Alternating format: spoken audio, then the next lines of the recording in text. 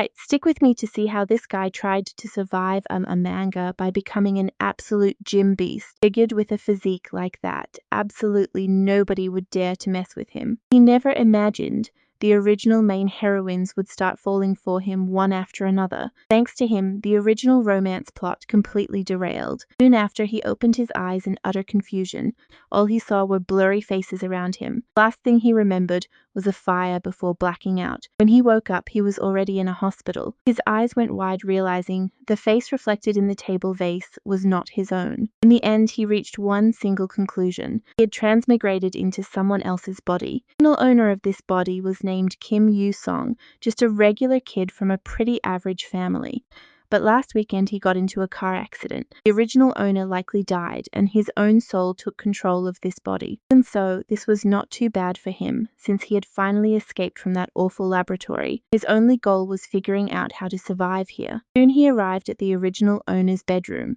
Now pay close attention here. Opening the door, he froze on the spot, seeing shelves packed with manga. There was a massive pile of figures on the side. Apparently this guy was a total hardcore otaku, not even sure if he could live a normal life under this new identity. If he suddenly changed his behavior, his parents would suspect something instantly. Then he saw a custom poster the guy had designed for himself, and he realized this guy was a hopeless case, an otaku with major delusions of grandeur. Luckily, most were battle mangas and rom-coms. Followed that logic and copied his lifestyle, he would be totally fine. Ending up in this world, he had also read parts of that very same series. It was a best-selling shonen manga with over 10 million copies sold worldwide. In the ending, the childhood friends got together, but tons of readers absolutely hated that finale and called it a total disaster. Next day, he had already read a ton of manga from the shelf, staying up all night long. Mom called him down to help take orders at their family shop. After putting on his work uniform, he saw a group of customers walk in. The first two looked bizarrely familiar, especially when she called him Ryuji Senpai. Sounded incredibly familiar because Ryuji was actually the main male lead of the very manga he had read. Now tell me, would you believe it if you were trapped inside a manga? Because that is exactly what happened to our main character. He had died in a fire, and his soul ended up taking over some guy named Kim Yu-song. And this kid seemed to be nothing but a minor background character in the manga called Chaotic Love. Basically, he possessed an extra. The problem was, he did not remember the entire plot because he only read random chapters. To him, this whole place was not really that different from reality. And since it was just a rom-com, the world was not in danger of blowing up. So, as long as he did not get involved with the main character, he could live peacefully as an extra. From then on, his life got incredibly busy. First, he had to finish reading all those mangas. He needed to learn how to perfectly mimic Kim Yu-song. He applied to a private high school far away from his neighborhood, aced the entrance exam, and got a full ride scholarship. Starting school, he used puberty as an excuse to slowly rebuild his entire personality from scratch. And so, this transmigration was permanent. Facing an unpredictable future, he felt he had to prepare for absolutely anything. He mapped out plan after plan on paper, but none of them convinced him. Ultimately, he chose intense physical training. Strength was vital for survival. Physical endurance is power, and even in a rom-com, it was better to have it than nothing. However, after training for a while, he realized that working out was actually surprisingly fun. From that point on, he got completely hooked on working out while time quietly slipped away. That was how Kim Yu-song passed a whole school year without any major drama. The day the new semester started and everyone was checking class rosters, suddenly a guy smiled mischievously. Seeing his buddy arrive, he asked if he was running late. Kim Yu-song replied that he still did not know his classroom assignment.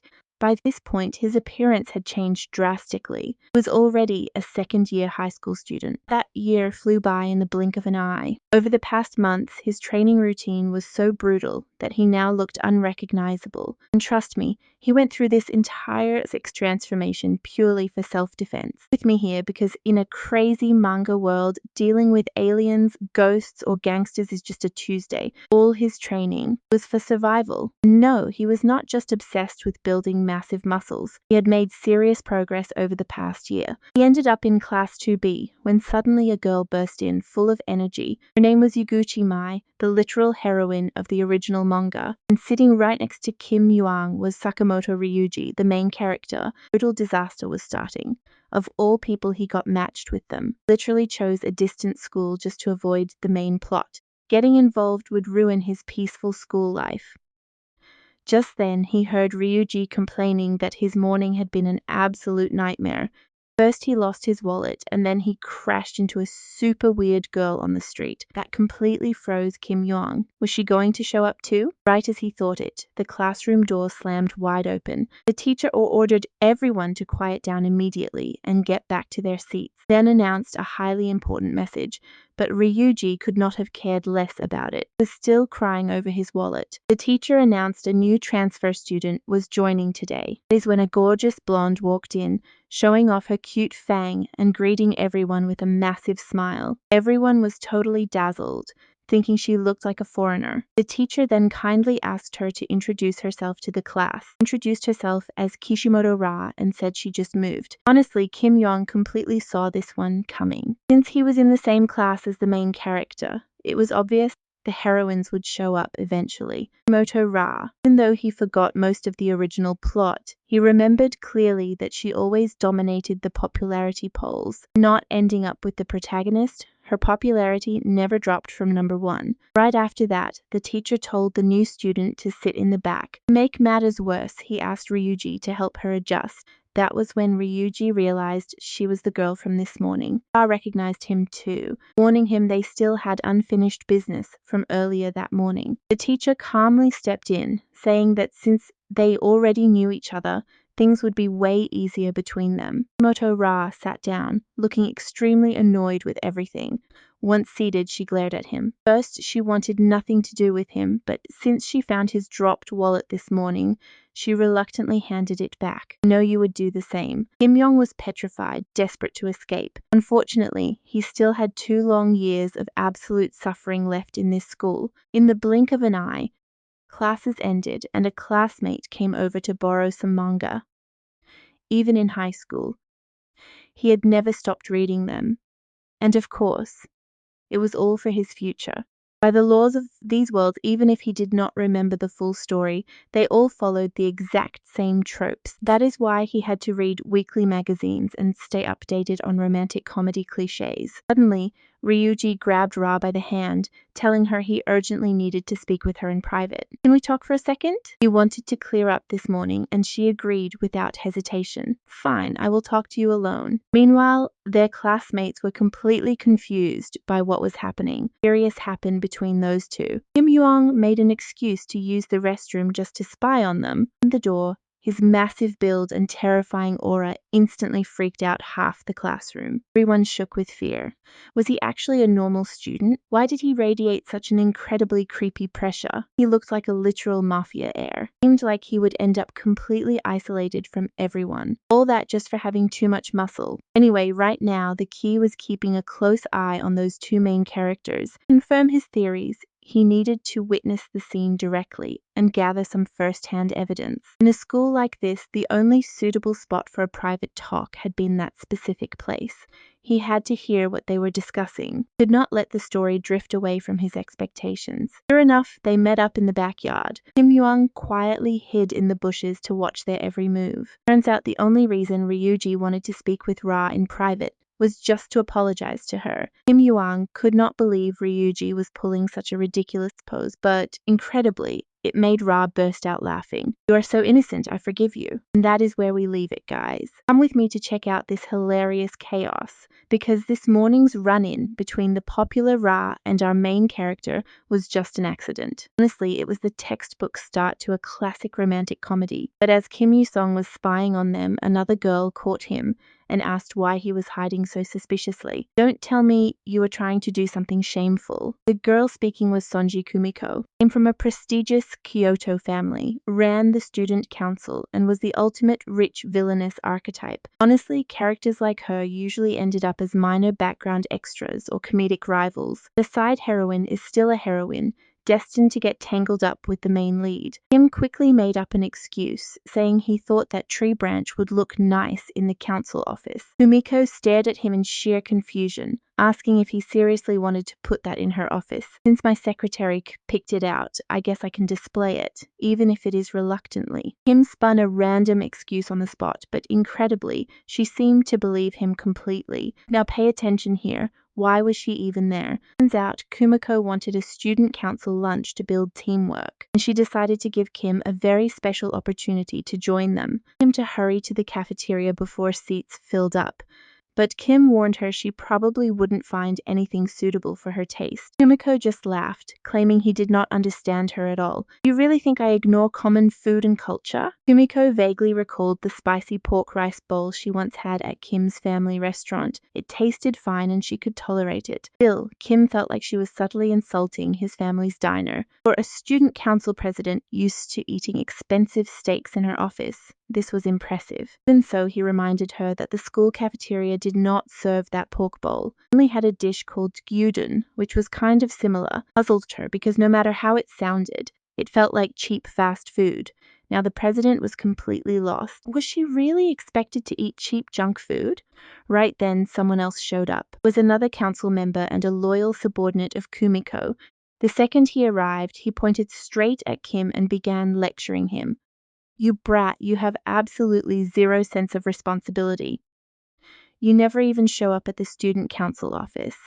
You won't believe this. He claimed the young lady had been searching for him without eating, leaving Kim utterly confused. Why did his words sound so incredibly weird? And what exactly was so pitiful about the young lady? Instantly, the president jumped in front of Kim, demanding silence, plans of letting it go. Will not tolerate your incredibly rude behavior anymore, you brat. Four-eyed guy tried to keep going, but the president dragged him away. As they left, he yelled at Kim to apologize. Kim had absolutely no clue what was even going on. With so many key characters popping up one after another, he realized the chaotic love web had officially begun. As he trained his muscles so desperately, his body looked terrifying. Even the main character avoided him. Seems an imposing physique is the ultimate advantage anywhere, especially now that the main leads have finally met. The story would just progress on its own, and he could live peacefully as a simple background character. Right then, a hand suddenly tugged on the hem of his shirt. He spun around and froze in shock at the sight of Kishimoto Ra,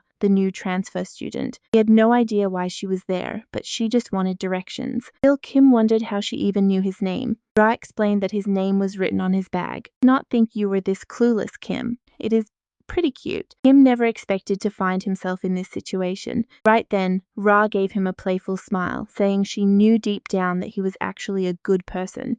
Did she seriously think he was good? Other students practically died of fright just watching him walk by. What was her actual goal here? Or more importantly, why did she remember him from the very start? Turns out, the bizarre vibe Kim gave off in class made it absolutely impossible for her to ignore him. Think about it. I heard rumors, but seeing him in class, romance is just beginning. Come along as we watch her fall for our main character, thinking he is incredibly approachable. In the end, a good person always shines. Kim Yoo-song.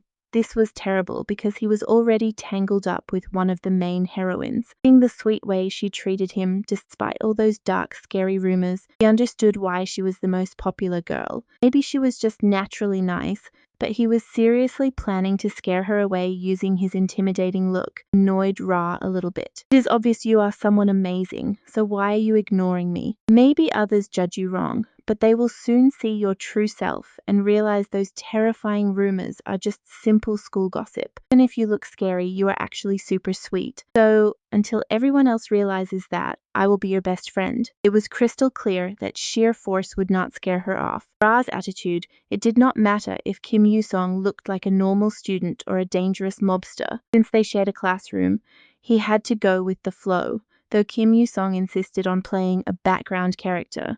I hope so too, Ra. At that moment, he glanced over at the address she was holding. For some strange reason, that street sounded familiar. It seemed to be a luxurious neighborhood packed with giant mansions. Was Ra actually from high society? Kim Yoo-song mentioned he did not live far, so they could travel home together. He immediately caught the deeper meaning of his words, excitedly asking if they lived really close to each other. Now watch this, because this is where everything gets complicated. Seeing her huge smile, he realized he had said too much. He should have kept his mouth shut. Luckily, he remembered he had a flawless survival plan up his sleeve. There was just one massive problem. He had forgotten almost every single detail of the original novel. Instead of guessing blindly like a random extra based on generic anime tropes, it was better to get information straight from Ra. Needed, he would even threaten the male lead Ryuji to make him ask her out. Any adjustment like that would not ruin the plot. Soon enough, their train back home arrived at the station. The moment Kim Yu-sung stepped into the train car, everyone around him desperately avoided making eye contact. He looked way too terrifying. But for Ra, traveling with him had one huge perk. They always found empty seats. In the end, Kim Yu-sung safely escorted her to the busy Chitos Funabashi station. Before saying goodbye, she happily yelled that she could not wait to see him tomorrow, just as the train doors slid shut. Let's pause. Why did he suddenly have this terrible, inexplicable dread in his chest? Was it guilt for getting involved with the main heroine? The next day at lunchtime, Kim Yu-sung noticed Ra staring right at him with begging puppy dog eyes. "Do not tell me you eat lunch alone every single day." He admitted he had no choice since everyone feared him. But Ra insisted a guy like him belonged in the cafeteria. Kim Yu-sung brushed it off and casually reminded her of her own optimistic words. "Someday they will see who I am, so I will just wait." Suddenly, she spotted his delicious lunch, Chinese rolls, and super authentic Korean gimbap. Since it was her first time seeing one, Ra immediately begged him for a bite. Seeing her adorable face looking like she was about to cry, Kim Yu-sung simply could not say no. Ra took a careful bite and was instantly amazed, shouting that his family must own a barbecue restaurant. No wonder it tastes so insanely delicious. And told him to compliment his mother on the amazing seasoning. Then to thank him, she offered him a piece of her homemade tamagoyaki. He gladly accepted and got ready to take a bite. The moment he bit into it, the taste froze him solid. They say life needs sweetness, but this was insanely sugary and practically inedible. He asked her how much sugar she had put in, and she shyly admitted she had no idea. For the sake of his own health, Kim Yu-sung decided he had to teach her how to make a sugarless Korean omelette. Suddenly, a loud whistle blew, interrupting them. Looking up, they saw the strict female student council president standing there. The girl was shaking with pure rage. Inappropriate relationships on campus might be forgiven by heaven, but never by this honorable student council. Would not tolerate such public displays, leaving our main character completely baffled. Wait. Since when were they dating? Stick with me to find out the wild end to this crazy high school misunderstanding. Come along with me to see how they get caught in the act and still make the dumbest excuses. They have zero responsibility. Though honestly, they were just having a harmless lunch together. Kim Yong had some seriously weird encounters with the president lately. Right then, Ra locked eyes with the president, making her feel incredibly awkward under that heavy pressure. "Who are you?" "Got something to say." Then Ra suddenly remembered she was the leader of that shady student council. The president completely froze. Since when did everyone start treating her like some kind of villain? According to Ra, rumors were everywhere, like her obsession with black uniforms and that fan she always carried. Thought Rika was being way too rude and firmly argued that her outfit represented the dignity of the student council. But Ra cut her off mid-sentence, telling her to stop making excuses. "Everyone laughs and says you look like a cosplayer, but as long as you feel confident, who cares?" The president's spirit shattered. Were the other students seriously laughing at her behind her back? Mention here, because after this humiliating defeat, the president swore to get her sweet revenge. Would avenge this insult without a second thought, a promise already burned deep into her heart. Kim Yong still didn't get her motives or why she even showed up. Soon classes wrapped up for the day. Ra stared right at Kim Yong and asked why he wasn't heading home or what was on his mind. Spotting the flyer on his desk, she noticed he hadn't joined any club, so she offered to show him around. Kim Yong figured she had a point, should at least check out the options before making a final choice. So he slowly stood up to go check out the clubs with Ra. but he made one thing clear first. He wanted to visit all the sports clubs. He was baffled, but his reason was actually super simple. Kim Yong was just incredibly curious to find out exactly how far his insane, brutal strength could take him. Meanwhile, over on the soccer field, some blonde guy was throwing a fit for failing to score a single goal. Despite playing like total trash, they kept acting arrogant until a massive imposing shadow loomed right over them. Do you mind moving? Cold voice belonged to Rio, the terrifying third-year captain of the team. Seeing such a scary guy show up, the blonde kids quickly apologized in fear and promised to leave instantly. A nearby player thanked him right away, relieved the captain had finally chased those annoying guys off. Didn't expect this, but the captain sighed in disappointment over the lack of new talent this year. Desperately wanted to dominate the national championship this season with all his heart. Desperately needed a star player. Meanwhile, that cowardly blonde kid was still fuming outside the field. Should I go back and smash his face in? And immediately refused to get dragged into trouble. Heard his shot is famous nationwide. What makes you think you could actually beat him? The blonde guy yelled that fighting isn't just raw power. But while trying to save face, he bumped right into someone. Dummy just bumped into me. Watch where you're going, idiot. Hearing that, Kim Yong stopped dead in his tracks. When those guys saw his face, pure terror paralyzed them. Without a second thought, they spun around and fled at full speed. Ra, with a sigh, told him to keep his voice down to avoid trouble before they both walked straight onto the field. The players were incredibly curious about his visit, fearing he was here to get revenge for those two punks. After all, the entire school knew his terrifying reputation, and calmed his teammate down with a pat. Relax. He wouldn't waste his time trying to avenge a couple of weaklings he doesn't even care about. Looks like an elite athlete.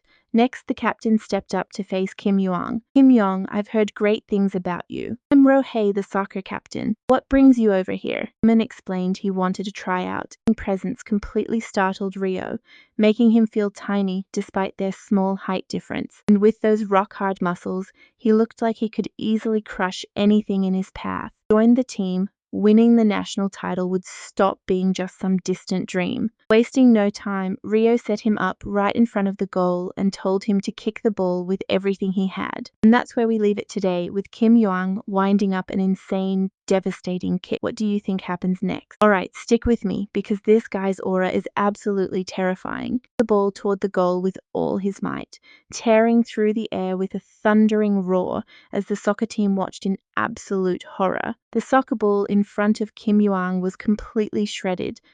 That strength was not human. Then he turned to Ra and calmly asked, "Where are we going next?" Ra excitedly replied that basketball was next, saying destroying them one by one was pure fun. Soon, rumors that Kim Yu-sung was humiliating every single club spread all over the school. Gossip reached a certain student who whispered, "Kim Yong, you finally made your move. Someone like you could never stand the heavy loneliness of being invincible." Kim Yong shattered the backboard with a massive dunk, leaving everyone shocked before grabbing a baseball bat. The baseball slammed directly into the ground, leaving a massive crater behind. Meanwhile, Ra listed soccer, ping pong, track, volleyball, baseball, judo, kendo, swimming, and tennis in her notebook. Viciously perfect. Kim Yong asked Ra how many sports clubs are left. Ra smiled mischievously, teasing him about his curiosity before quickly putting on a pair of glasses. Now pay attention, because she answered him with so much drama he was completely speechless. Not counting table tennis, judo, and volleyball's trials today, only 3 clubs remained, swimming and kendo. In short, there were still 3 sports clubs where Kim Yong could apply. Kim Yu-sung was grateful to Ra, although she really didn't need to try this hard. "Ra, are you acting now besides modeling?" Pause for a second, wondering where that came from. Suddenly, Kim Yong blurted out, "I just think you're talented." Never mind, forget I said anything. Saying it out loud felt pretty embarrassing. Actually, Ra had already done similar gigs before. Kim Yu-sung immediately panicked. Couldn't possibly be what he was thinking, right? What kind of job made her hesitate so much? But she was the female lead, so a dark past was impossible. Suddenly, Ra grabbed his arm and said, "Let's not talk about that." Don't we have 3 clubs left? Seeing how flustered she was, Kim Yu-song decided not to push and chose the kendo club first. Meanwhile, Kim Yu-song arrived at the entrance of the kendo training hall, radiating an imposing aura. Hearing the rumors, students rushed over, wondering if he'd conquer kendo after destroying every other club. You and I definitely didn't expect Ra to go manager mode, telling everyone to talk to her first. So you finally made it here. A low-class thug using trials to ruin clubs. Instantly, Futabayuka declared, "Your violence ends today. I will stop you myself." Everyone cheered. Kim Yu-song calmly replied, "I only care about kendo. Tell me how to sign up for trials." Yuka found his attitude extremely arrogant. She coldly demanded a 1-point match. First valid strike wins. Opponent entered the dojo. This hyped up the crowd. Human Beast versus the kendo captain sounded absolutely epic. Some even pulled out their phones to record the fight. And Tim Ra let out a giggle. "Looks like they made you the villain." Suddenly, Yuka screamed, "Shut up, everyone," leaving the crowd completely silent. "The personal duel between Kim Yuang and me. No one is allowed to interfere. Anyone dares to step in, I'll finish them off before dealing with Kim Yuang." Nobody expected the kendo captain to command so much authority. Ra was absolutely right. That pressure was no joke. It was genuinely dangerous. So Kim asked Ra to wait outside, promising he'd be right back. Upon entering the room, he immediately spotted plenty of weapons and protective gear. Yuka suggested he put on the protective gear first. However, Kim Yuang replied that it wasn't necessary. He felt his current clothes were fine. "Don't blame me if you get hurt." Before he finished, Yuka cut him off, laughing at the idea and doubting he'd even touch a single hair. "Are you ready, Kim Yong? And trust me, you and I are about to see the best part as he effortlessly blocks every single lightning-fast attack. Come along with me, this was just a warm-up before the real duel." And Yuka thought Kim Wong was just an ordinary guy. Kim Yong left an opening on purpose. Of course, Yuka wasn't about to waste that opportunity. Landed a direct strike on his wrist with her bamboo sword, disarming him completely in an instant. He froze right on the spot. Yuka coldly called him an idiot, mocking him for falling for such a simple trick. The next strike would decide everything, but to Yuki's surprise, Kim Yong didn't show even a single spark of fear. Instead, he flashed a smile that chilled her to the bone. Yuka's heart raced. Was this a trap? The moment she instinctively backed away, the sword that had gone flying magically returned straight to Kim Yong's hand. Yuka cursed under her breath. This guy was a total psychopath. Was his plan to make her overconfident, grab his weapon, and strike back hard? Had she reacted a second too late, would have ended up on the ground. Yuka kept analyzing him, realizing this dangerous guy was not to be underestimated. If the fight dragged on, she would lose. So she decided to end it right there with her next signature move. Yuka took her stance, unleashing her full aura. The demon slash. Kim Yong, this ends now. Pay attention here. Yuka's lethal blow landed directly right on his chest. Kim Yong let out a painful groan by sheer instinct. How does that feel? That's the secret of the Futaba clan. Nobody had ever survived this attack head-on, not even in training. Yuka believed the victory was already hers. The very next second, she froze, because out of nowhere, Kim Yong landed a direct punch to her chin. She never imagined this outcome. Her heart skipped a beat, wondering if he was hiding some kind of weapon. Miss it. Gripping her bamboo sword tightly, she just stared blankly at his body. Was his defense really that absurd? "You damn muscle monster." And just like that, the next morning arrived quickly. Rumors that Kim Yong beat the kendo captain were already spreading like wildfire all over the school. Some even said his real goal was to rule the entire academy. Kim Yang was speechless. He only wanted a little practice. Really the romantic comedy he knew. Luckily, Ryuji wasn't bothered by those absurd rumors. As the male lead, he would most likely just follow the normal course of the main story. Right then, Riko walked up to greet him, but suddenly the classroom door was slammed wide open. Furious redhead marched in, screaming for Ryuji to get out immediately. Everyone wondered what on earth was happening. Isn't that Tojo Karen from the kendo club? Ryuji stepped forward, completely confused, and asked what she wanted. "I heard you attacked the first years. Visited them in the hospital yesterday, and they told me everything." Ryuji felt this was all a huge misunderstanding. Mai stepped up to explain, but Karen cut her off instantly. "Who do you think you are?" Mai got annoyed too. "You're from the kendo club, aren't you? The real culprits are your rookies. Yesterday, some club members chased me and tried to drag me into an alley. Begged them to leave me alone, but they wouldn't listen. No idea what to do. Ryuji was the one who saved me. Now that you know the truth, Do you still think he did something wrong? Since you get it now, go back and teach your club members some manners. This wasn't Ryuji's fault. The real issue was those troublesome kendo rookies, and Karen Tojo finally opened her eyes to the truth. Then she suddenly screamed for Ryuji to be her man, declaring she'd make him the happiest guy alive. Mai froze right on the spot, totally bewildered. Could a girl really scream something so crazy out in public? Obviously, Mai would never allow that. Kim Yusung, on the other hand, got super interested. Confession like that is insane. This romance world is terrifying. If I were you, I'd grab some popcorn. And he wasn't the only one enjoying the drama. Ra was also incredibly curious.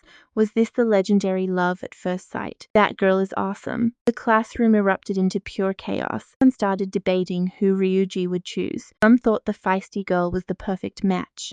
It seemed like absolutely everyone in the class was already whispering about it. In his wild declaration, Kim Yong knew this gossip would spread all over the academy. Then Ra looked at him and asked who Ryuji would choose. Honestly, he wasn't too sure either. By the original plan, it should be the childhood friend. And you and I will have to wait to find out. Come with me to see if Ra can give Tojo Karen the best advice of her life. Ra was incredibly confident in her coaching skills, claiming her dating history made her a total love expert. Honestly, Yusung couldn't understand why she got so hyped, and I'm right there with him. Really want to give relationship advice that badly. The way, evening arrived in a flash. Opening his classroom door, Yusung spots Karen waiting, and trust me, you'll want to see what's next. Seriously, Kim Yusung couldn't wrap his head around why she was in his classroom. Looks like we're jumping straight into the drama with Tojo Karen relentlessly chasing Ryuji, forcing him out this weekend. Stick with me here, a solo hangout already felt like a real date,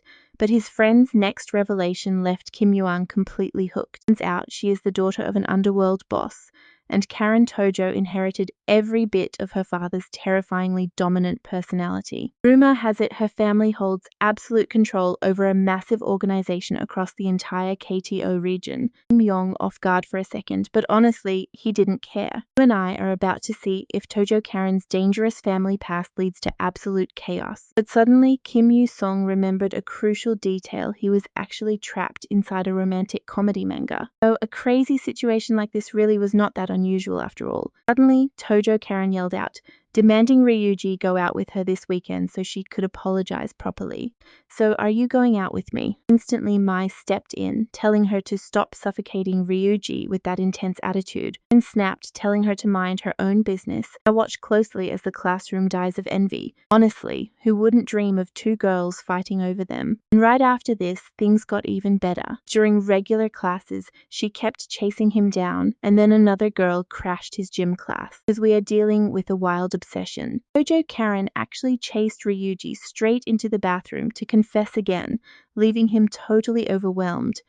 Ra asked Kim Yong about his plans for the weekend, but he had nothing special lined up. He was just helping at the restaurant. So Ra invited him over, promising an endless manga collection. Trust me, you and I would never turn that down. Promised he would be shocked, since her dad was a collector, and their home looked like a real manga cafe. Kim Yusun decided to call her the second he was free. Suddenly, he noticed something really strange. Ra ate like crazy, but stayed super thin, telling him not to worry because she never gained weight no matter what she ate. Just one of those blessed people. Honestly, it left Kim Yu completely speechless. Do people like that actually exist? Now pay attention here, because Tojo Karen suddenly appeared out of nowhere. Ra found it weird that Karen sat down without warning, but realized it was the perfect chance to give some love advice. So she took the initiative to break the ice by introducing herself in a super friendly way. Ra noticed Karen seemed really stressed lately and wanted to help, making Karen look totally shocked to hear her name. She knew Ra was supposedly a romance expert, but she pretended not to hear just to make her repeat it. So Karen blurted out that she heard Ra was this legendary expert at giving relationship advice. Right there, Kim Yuan knew Ra was not lying. Trust me, you and I are about to see her skills. Karen could not understand how they read her mind, but Ra pointed out that stalking Ryuji during every single break made it obvious. It would be weird to miss it. Hearing this, a panicked Karen covered her mouth so nobody else could hear. Once her panic calmed down, Tojo Karen admitted she desperately needed some wise relationship advice. On the way back, Kim Young saw Ra was having way too much fun. Soon, she and Tojo Karen agreed to meet after school tomorrow, and that invitation included Kim Young too. But in the original story, they were supposed to be rivals fighting for Ryuji. Ra helping her out felt completely wrong. Kim Young decided to stop overthinking and just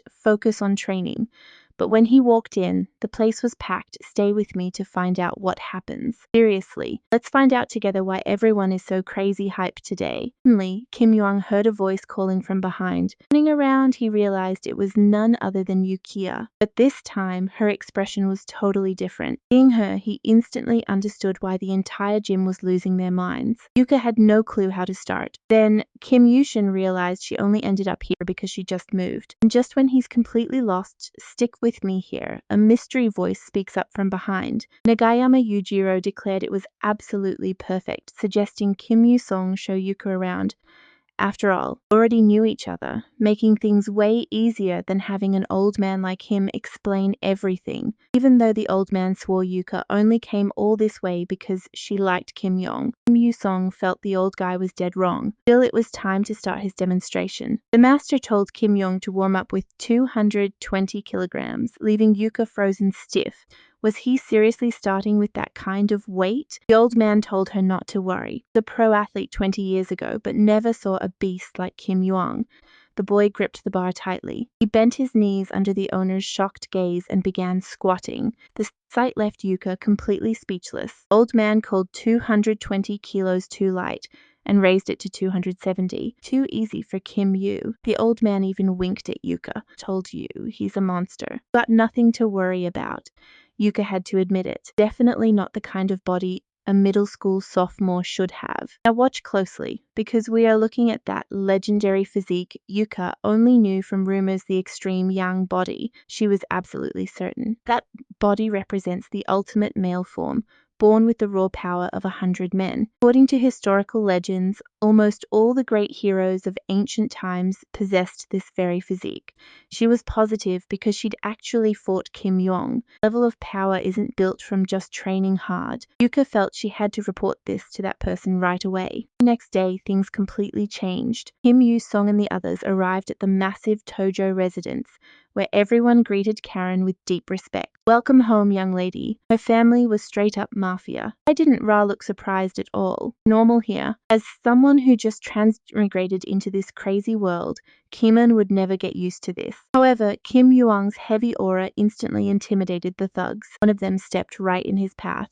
You bastard. You a spy from a rival gang? Instantly terrified Tojo Karen. What are you talking about? He's just my classmate. Those tough guys weren't buying it. Pure killer instinct radiating from him. Since at all. Get away from him, lady. I know what you're thinking. The poor guy did absolutely nothing wrong here. Once they got inside, Tojo Karen couldn't stop bowing and apologizing to Kim Young. Just laughed it off since he was used to it, while genuinely thanking her for the invitation. Kim Yu felt completely useless when it came to romance advice. Ra promised he would help and told him to wait. So Ra started coaching Tojo Karen on dating techniques. And the very first step was mastering the art of cooking. Just trust the expert guidance of Ra. Kim Yuan was speechless. Seriously, did this girl have zero shame saying that? Right after that, the three of them rolled up their sleeves to start cooking. They cooked tirelessly from noon until night fell. Finally, Tojo Karen finished making her very first handmade bento box. And if you took a close look at it, honestly, it didn't look half bad. The only minor issue was that Tojo Karen overdid the heat, and the ingredients got completely charred. Complete beginner, this cooking path was brutally hard. Still, the smoky aroma actually made Ra hungry, so Kim Yuan stepped up to make dinner himself. He told Ra to leave the kitchen to him while she focused on dating lessons. And later, Kim Yang started cooking his ultimate signature dish, egg fried rice. The way he tossed that wok completely mesmerized the girls. Within 60 seconds, a golden plate was served. They both took a big bite, and the flavor profile turned out to be absolutely mind-blowing. Tojo Karen and Ra were completely blown away. How can your cooking taste this unbelievably good? Kim Yong explained. He started packing his own lunchboxes halfway through his very first year of high school. His mother used to wake up early to cook, but seeing her constantly exhausted made Kim Yan feel too guilty. But eventually got used to it, and that's where we leave them, with poor Ra literally crying. Dive into this, making her own bento just to help her mom is so heartwarming. Suddenly, Ra realized she almost forgot something important. Before coming, she bought a special gift at a cosmetics shop yesterday to prepare everything she needed and wrote down every skincare step on sticky notes. This way, whenever Karen's needed more, she could just follow the list. Once you learn makeup and get that date, we are shopping. Ra had only seen Tojo at school, so her normal style felt pretty different, and joked that Karen dressed like an old man, and that comment totally crushed Karen's pride. Kim Yong never expected Ra to be so brutally honest. Next, Ra prepared the makeup. She ordered Kim Yong to wait outside, warning him not to move or he would be dragged inside too. Ra shoved Karen into the room. Kim Yu-sung honestly had no clue what he was even doing there, completely ruined his workout schedule. After a long day of work, they were finally ready to leave. Ra really wanted Tojo's date to be a huge success. Just then they walked past a store. Wanted to grab a manga magazine, and a happy Ra said she would buy something too. And Kim Yong chose Ri-chan. Now pay attention here, Ra loved that manga because her father said anime fans are good people. But if Kim Yu-sung remembered correctly, she bought it every single week, proving she was a sweet girl herself. He nodded in agreement. You are totally right about that.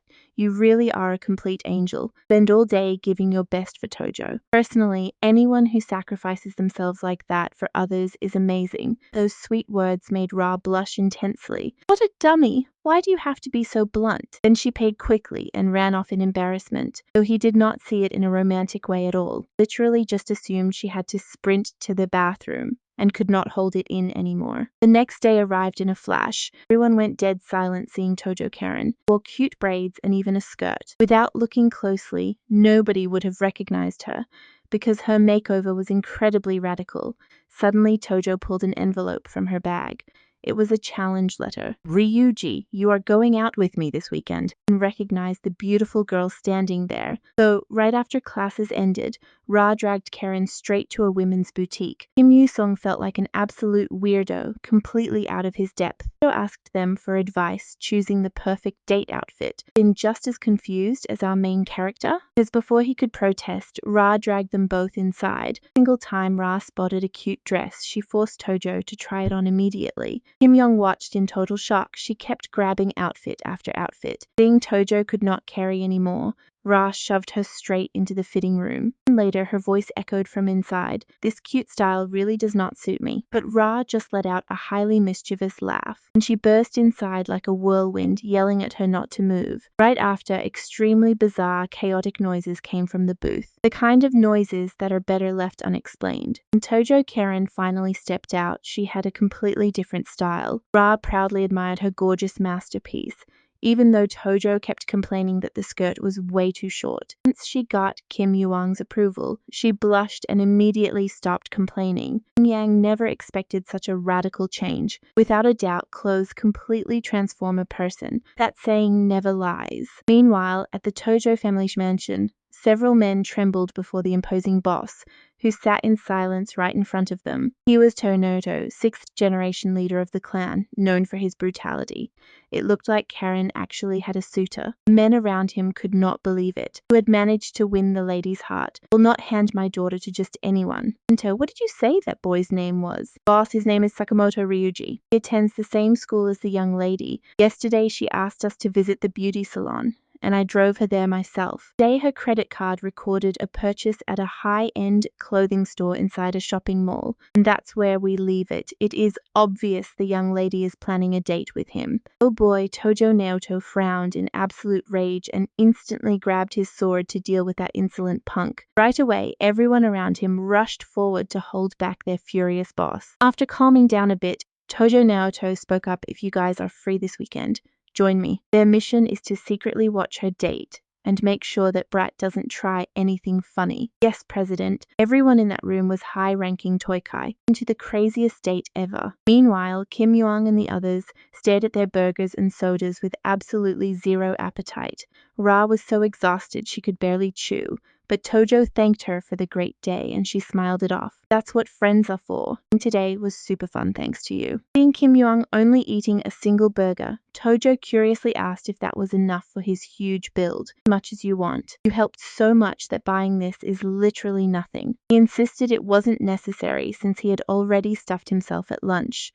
He used to think Tojo was just a dangerous delinquent, but he never imagined she'd be so easygoing. Noticing his gaze, she blushed completely. Then Ra asked if she already had the route planned out for tomorrow's date. Tojo thought about it and said they would hit a cafe, the movies, and dinner, the classic date routine. Hearing such a boring plan, Ra exploded with anger. No cliches allowed. The movies and go right here. On her phone, she showed a beautiful aquarium that literally makes you feel like you are floating under the sea. Fish and coral dancing in absolute peace. Super romantic, right? And the best part is that soft, dim lighting. Because with this vibe, love is bound to spark instantly. All that's left is trusting the romance expert. Meanwhile, Kim Young watched them with a completely blank face. The next day, after giving Tojo some final tips, they sent her off, confident her date would be an absolute success. Suddenly, Ra asked what Kim Chan's plans for the day were. He had no idea when he got that nickname, but answered that he would probably stay home reading manga. Trust me, this is where it gets crazy,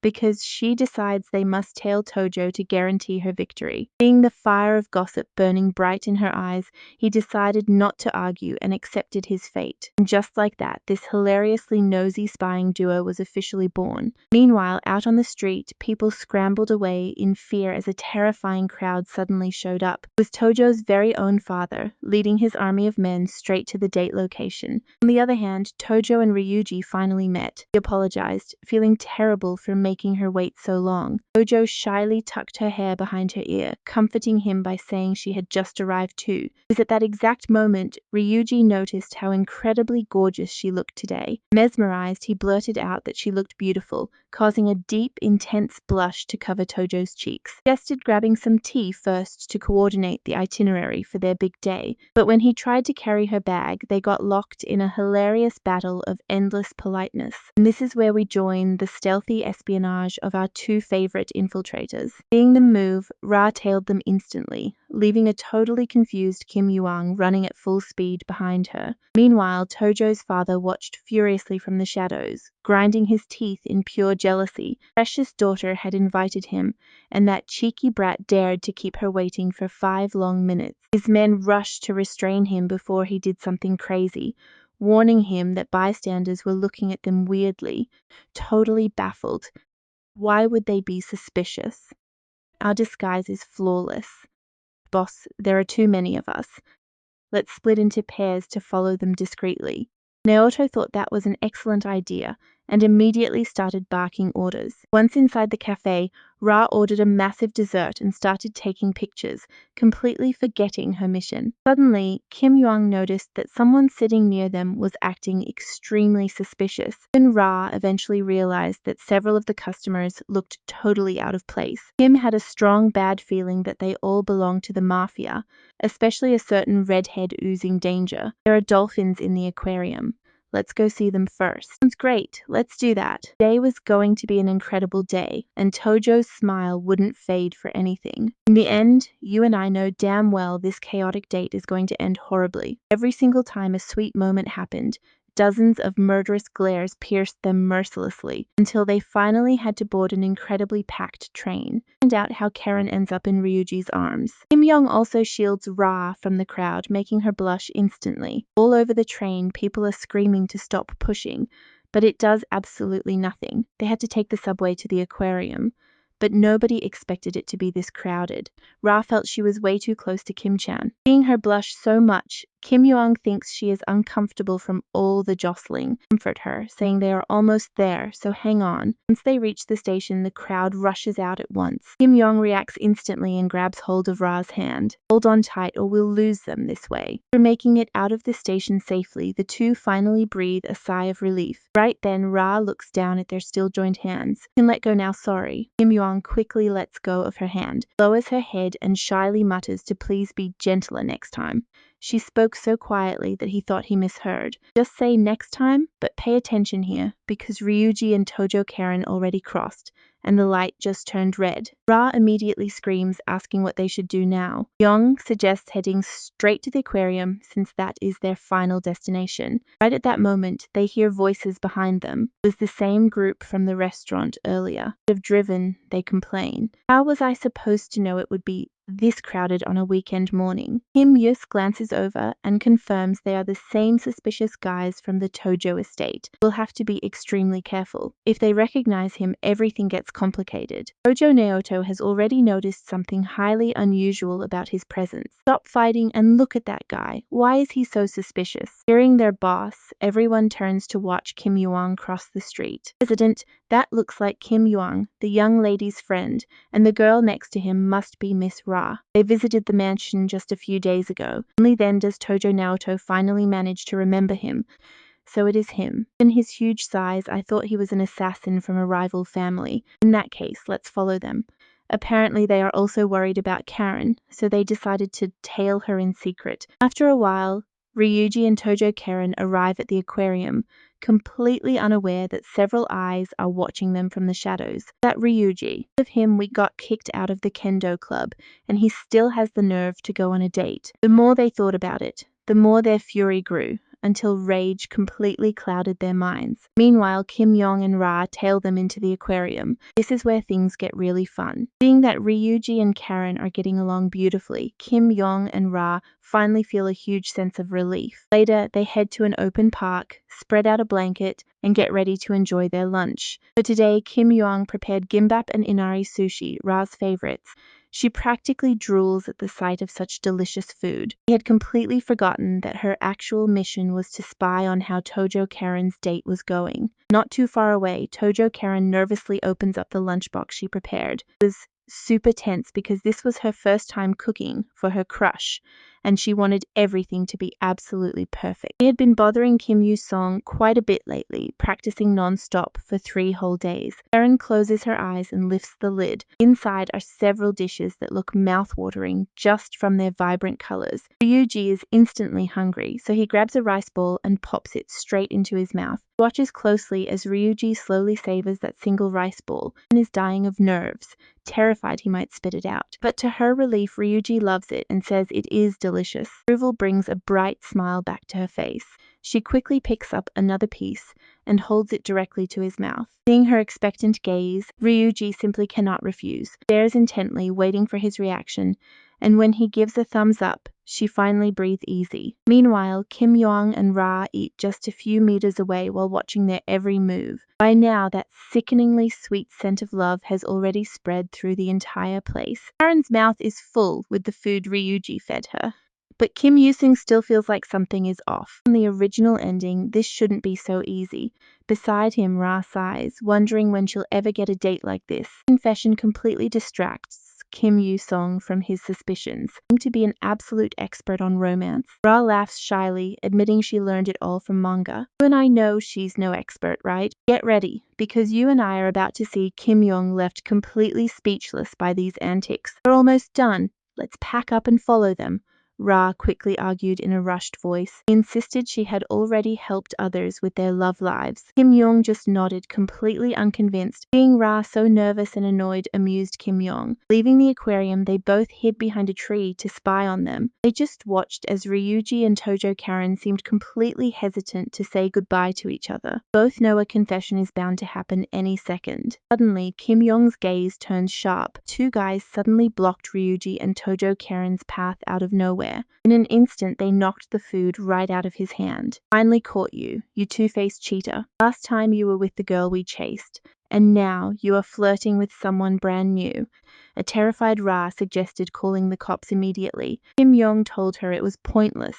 They would never make it in time. If things get worse, I will step in. Meanwhile, an enraged Ryuji screamed that it was ridiculous for them to show up again. Kim Yong finally realized exactly who these punks are. They were first years kicked out of the kendo club. Back then, Ryuji saved Tojo Karen by giving them a brutal beating. They flipped Ryuji off, claiming they got expelled from the club just for fighting against him. Tojo Karen snapped, screaming that they totally deserved it for being scumbags. Only then did they realize the gorgeous girl in front of them was a dressed-up Tojo Karen. Some boy actually wore makeup today. Don't tell me you are dating this cheating loser.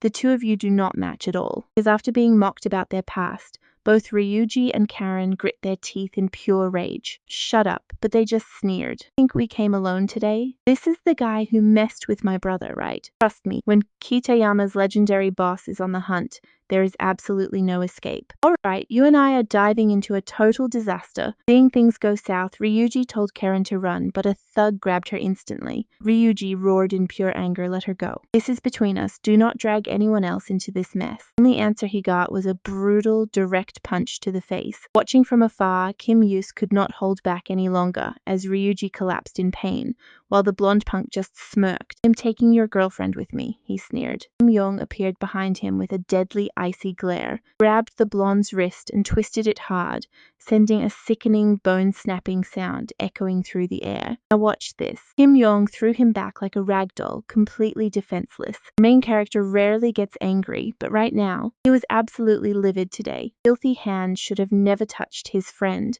even if he did not know his own strength limits. He only knew one thing he had never lost. Meanwhile, seeing his daughter in danger, Tojo Naoto was burning with fatherly rage. He was ready to charge out with his men and give that punk the beating of a lifetime. But in the next split second, Kim Yong was already standing behind the remaining two attackers. Overwhelming pressure he radiated actually made the Toikai president's fingers tremble in absolute fear. Let that sink in. In all these years, he had only felt this terror against Ivan, the destructive Russian mafia boss. Yet the aura of the young man standing right before him was on that exact same level. When Tojo was alone with Ivan back then, his survival instincts made his entire body shake uncontrollably. Inescapable dread, the instinct to shiver before a supreme predator. Right now, Kim Yong did not care about changing history anymore. He only wanted to sweep away the absolute trash standing right in front of him. Worried about hurting innocent bystanders, Kim Yong told Tojo, Karen, Ra, and Ryuji to leave the area immediately. Tojo Karen wanted to protest,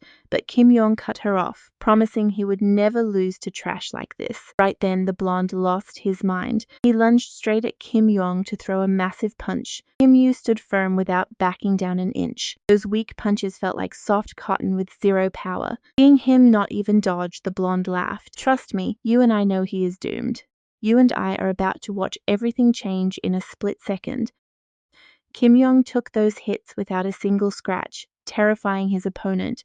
Did not feel pain? Didn't even flinch. So his opponent decided to try this instead. Blonde immediately rushed to Kimon's side, a faint red glow wrapping around his fist. Didn't help but cover her mouth. Watch closely, we are about to see this blonde thug make his worst mistake. A trickle of blood drips from his nose, making it self-defense. Kim Yong lands a lethal right hook to the blonde guy's face. Law only allows one strike for self-defense, but for Kim Yong, a single blow is more than enough. Thickening sound of cracking bones and shattering teeth echoes loudly across the entire area. Bully flies backwards, slamming hard into a tree. Any more power, and it would have crossed into excessive force. Absolutely pathetic. The other two stare at Kim Yong like he is a demon, shivering in pure terror. One of them tries to threaten him, stuttering out if he even knows who he is messing with. Boasts that his father is a high-ranking police official, a cliche so boring it feels like a cheap villain trope. Ignoring their empty threats, he grabs both by their necks and lifts them off the ground like nothing. Kim Yong slams them onto the concrete. Pick up your boss and get lost. Do not ever go near Tojo Karen again. Seeing the fight end, Ra runs over in a panic to ask if he is okay.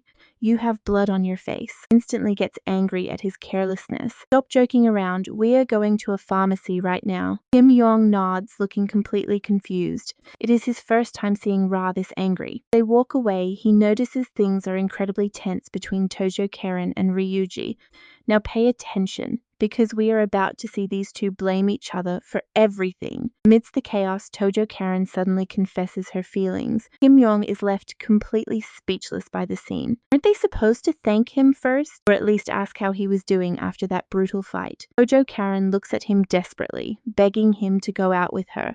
but Ryuji rejects her confession without hesitation. He never expected such a devastating blow, especially after spending such a wonderful happy day right by his side. "Even if you do not want me now, I will keep trying." Ryuji quietly replies that he is not worthy of her. He confesses that as a child he promised to marry another girl, so he cannot date anyone else. Tojo Karen looks down, completely shattered by his response. Heartbroken, she asks if he still loves her at all. Ryuji admits he is not sure, only remembering that he used to love her with all his heart in the past. "So it is your childhood first love. Since you have made your choice, I will also give up without any fuss. I know exactly what you and I are thinking right now." Seeing her fake a smile genuinely breaks your heart. Kim Yong already feared this painful outcome, so he asks Ra to head back home on her own. Wonders what he is planning, but he walks away without looking back, saying he will see her in class. Ra watches him walk away, feeling a deep sinking suspicion that he is hiding a massive secret from her. She also notices a strange sadness in his eyes. Moments later, Kim Yong finds Tujo Karen crying at the bus stop. He looks up,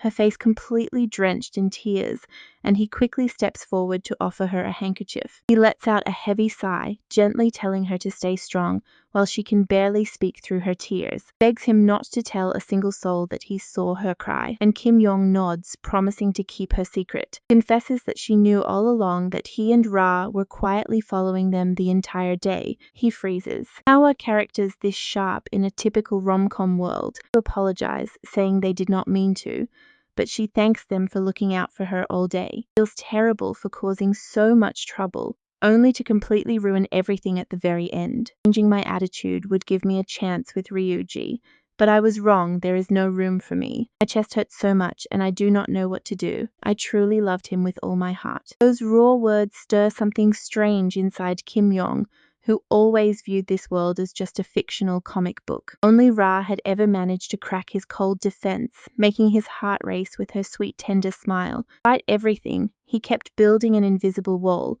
treating everyone here as mere paper characters. Today, her profound sadness feels so incredibly real that it is hard to believe they are just flat drawings. Kim Yong suddenly tells her to stop crying, but she cannot quite hear him over her own loud sobbing. Pointing at her nose, he jokes that he will call the police for disturbing the peace if she keeps crying. And that is where we leave them today, with a smile that gives us all hope. Let's dive into this crazy scene where Kim Yuang wraps his jacket over Tojo Karen's shoulders right after she got dumped. Talk about bad timing. Wanna go sing to shake off the bad luck? Maybe that will finally help you accept the fact that you just got rejected. Hearing those brutal words, Karen froze. Seeing her reaction, Yuang just turned away, ignoring her loud complaints as he slowly started walking off. Out of nowhere, he grabbed her hand and they bolted, running straight into a nearby karaoke joint. And sadness completely vanished, and Yusong realized these were real people, not just cardboard manga characters. In this heartfelt moment, one of Nanoto's bodyguards actually started crying a river. Wonderful, the young lady has a loyal friend in this harsh world, Naoto thought, a warm smile spreading across his face. Yeah, those friends are rare. Karaoke room, where Yuang is suffering through Karen's absolutely terrible singing. Singing her lungs out helped ease her heartbreak. Enduring a little audio torture was totally worth it. The next day, Yuang brought Ra to his bedroom, and her reaction is gold. Is this really a boy's room? Why are there so many weights? Spotted a stray dumbbell on the floor, but no matter how hard she strained, she could not lift the thing. Wang let out a heavy sigh. There was actually a very logical reason why Ra could not budge it. Any weight weighed almost as much as her entire body, leaving her completely frozen in absolute shock. Yuang was heading straight to the subway as usual, when Ra suddenly complained about being starving, so he suggested they grab a bite at the restaurant run by his family. Hearing this, she remembered his folks had a diner. Yuang figured treating her to a meal wouldn't be a big deal. The moment they stepped inside, Yuang was hit with a shock he never saw coming. She inhaled the food like it was her last meal ever. Single-handedly cleared 2 tables of dishes, downed 3 sodas, and instantly won over Yuang's sweet mother. "Ma'am, your food smells incredible." Mom told her to slow down, promising to cook even more if she wanted. Ra truly appreciated authentic Korean food, so it's no wonder his mother was totally smitten by her. Even though dinner was over and she should head home, She suggested visiting Yuang's room instead. And since she was already there, it would be a total waste not to take a quick peek.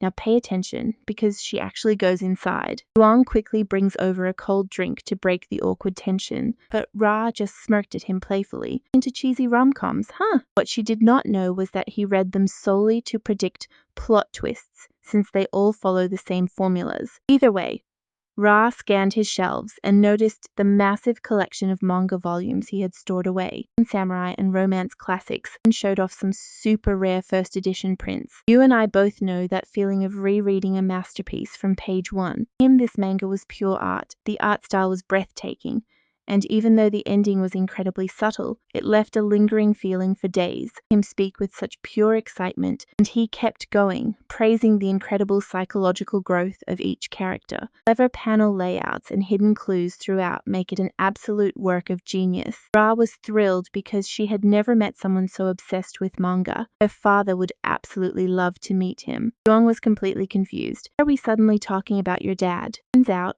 Ra's father was a professional manga artist and the creator of Golden Samurai. This news absolutely blew Yusong's mind, though she was the daughter of a literal legend. Come to think of it, everything made sense now. Yuang had heard that Kishimo Musashi's wife was British, which perfectly explained Ra's beautiful blonde hair. Thinking it over, he realized he had a once-in-a-lifetime opportunity right before his eyes, and he had to seize it. So Yuang decided to ask for a very special favor, getting an autograph from her legendary dad. Ra told him it was no problem, even promising to introduce them. Still, he had one lingering question on his mind. Your dad has tons of massive hits, so why is Golden Samurai your absolute favorite of them all? Turns out Ra loved his other works too, but this particular story just kept pulling her in more and more. And trust me, Volume 5 changes everything for both of us. Alright, you and I are about to get into an incredible story. One character always put his friends first, proving he was both super strong and incredibly sweet. The next school day arrived in a flash. In the student council office, President Kumiko asked him with a dead serious face if he remembered Golden Week. He promised to help me that day. School has always had an exchange program with a sister academy in Russia, and right after Golden Week, we are hosting one of their exchange students. The president wanted to give this student an unforgettable welcome, so she asked Kim Yusong to help her pick a gift. Yusong happily agreed and suggested meeting on the 29th, their first day off. Hearing this made the president absolutely thrilled. Warned him she would never forgive him if he broke his promise. After that, she sent Yusong back to class. Of this, Yusong had to talk to Ra to reschedule their hangout to the 30th. In class, Sato told him he had great news. Those troublemakers who got kicked out of the kendo club caused another massive scene today, and apparently both of them just applied to transfer schools. 2 sudden transfers. That is highly suspicious. Pay attention here, because Yusong knew something shady was definitely going on behind the scenes. They had secret reasons they could not share, but honestly, they got exactly what they deserved. At least they will not be back to bully Tojo or Sakamoto anymore. Right then, class started, led by a brand new English teacher making her debut today. During the lesson, Ra had already passed out because the English class was just that boring. The new teacher was named Mizuki Nami. She was 24 years old, and by coincidence, today was the 24th of the month, so she asked the student in seat 24 to read today's topic out loud for everyone, though she changed her mind immediately, asking the student sitting right behind that seat to read from the book instead. Yusong stood up slowly and began to read. The entire class was stunned by his incredible fluency and perfect English pronunciation. Mizuki then asked another question, wondering how someone should respond to a scenario like that one. Yusong totally misunderstood her, genuinely believing she wanted him to continue answering. So with a deadpan face, he recommended traveling to Osaka, highlighting its massive tourist spots and huge crowds. The teacher's face became incredibly awkward, leaving Yusong totally confused. What a bizarre reaction. Still, she did not dare say anything else and simply praised his answer as perfect. Sitting back down, Yusong kept overthinking her behavior. No doubt about it, she looked absolutely terrified. Move on with the lesson. But her eyes accidentally locked with Yusong's once again. Quickly spun around in absolute terror, convinced this student was a literal nightmare. I know what you are thinking, why is she so scared? Well, Yusong realized the crazy rumors about his family being in the mafia came first. He must have heard the gossip and mistaken him for a thug. After all, ridiculous rumors about him were spreading everywhere. Some said he took down an entire biker gang by himself, while others claimed he would inherit a massive criminal empire. But this was the first time Yusong had ever seen an adult so genuinely terrified of just being near him. He needed to act more normal to avoid misunderstandings, to find the teacher and clear things up face to face. Meanwhile, teacher Mizuki was typing at lightning speed. Looking at the info on her screen, she suddenly froze solid. Name: Kim Yusong, full scholarship student, freshman representative, and the absolute #1 in his class since day one. A highly dedicated student council secretary. Honestly, the school had nothing left to teach him. The more teacher Mizuki read, the less sense any of this made. How could a mafia heir have such a flawless record? Only convinced her that something was incredibly wrong. Had he been playing the model student this entire time just to deceive the whole school? Right then, a cold shiver ran down her spine. Yusong was standing right there, watching her with a huge smile. Hello, my name is Kim Yusong. The teacher jumped in shock. Oh, Kim, you are here. Please, take a seat. Where I was not snooping through your files or investigating you. The moment those words escaped, she regretted it completely. She sounded way too hysterical. Surely he already knew she was digging into his private personal information. Felt like the mafia would make her disappear. But trust me, the hilarious part is Yusong only came in for career counseling. Mizuki forced herself to calm down, plastering on a fake smile as she asked him to take a seat. She asked him about his plans for the future, though in reality Yusong had absolutely no idea yet. Alright, you and I are jumping right back into the drama as Mizuki panics over our hero's family business. That family business some kind of mafia? You do not mind. What do your sweet parents actually do? Kim simply answers that his parents just run a tiny little restaurant out in the countryside. Only then does Mizuki finally realize that Kim is absolutely not the heir to some dangerous criminal syndicate, and admits she would love to visit his restaurant someday, letting Kim know the giant misunderstanding is finally over. Next, Mizuki asks about his best school subjects, and Kim mentions that math and science are his real strengths. Hearing this, Mizuki suggests that he should look into a future career in science and technology. Kim is not about that. He feels choosing a lifetime career just because of good grades is super naive. He wants to do something he genuinely loves, and Mizuki completely agrees with his mature point of view. Being good at something and actually enjoying it are two completely different things. Honestly, Mizuki did not plan on teaching. Feeling a bit embarrassed, she decides to open up her heart to him.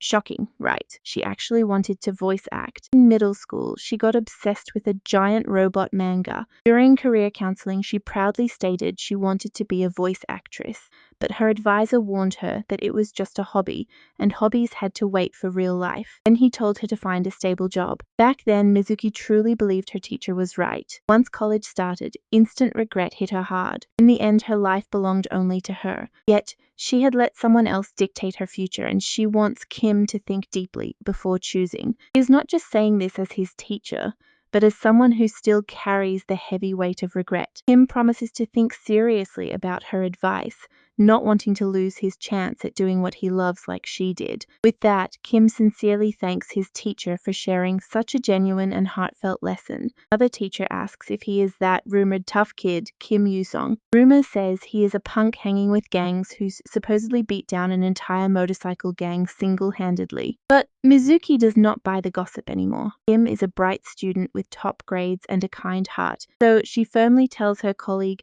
to stop judging these young students by their looks, and that includes her. Really want to understand a student's heart.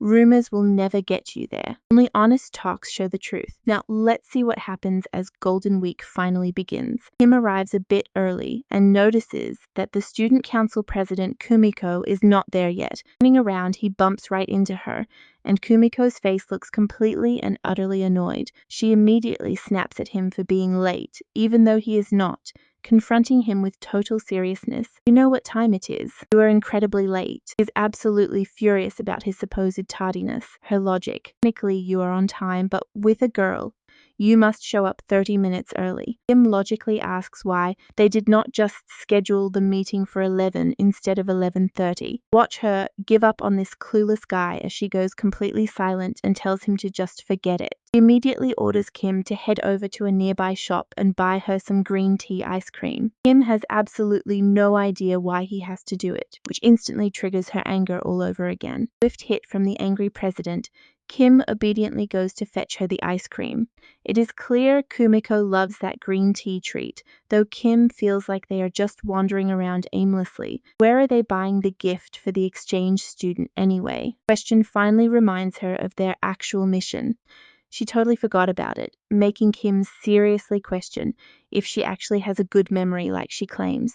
She was too busy eating her ice cream when suddenly a voice crackles through her hidden earpiece. My lady, there is a craft shop just 2 streets away. I highly suggest finding a present over there. They also urge her to act cute and natural. Yes, these are Manami and Akagi, Kumiko's loyal assistants. The duo is running a top secret intel mission to make sure their lady's big date is an absolute success. Soon, Kim and the president arrive at the craft store together, and that's where we leave it. Trust me, you'll want to see what happens next with this gift. Stick with me, Kim Yu-song thought 7 million yen for that statue was absolute madness. Suddenly, a voice buzzed in her earpiece, young lady. This is no time to check prices. That weird behavior totally confused Kim Yu-song. Kumiko quietly stepped away, ordering Minami and Akagi to quiet down if they did not want to get caught. Minami firmly reminded her, "You came here on a date, not to admire Buddha statues.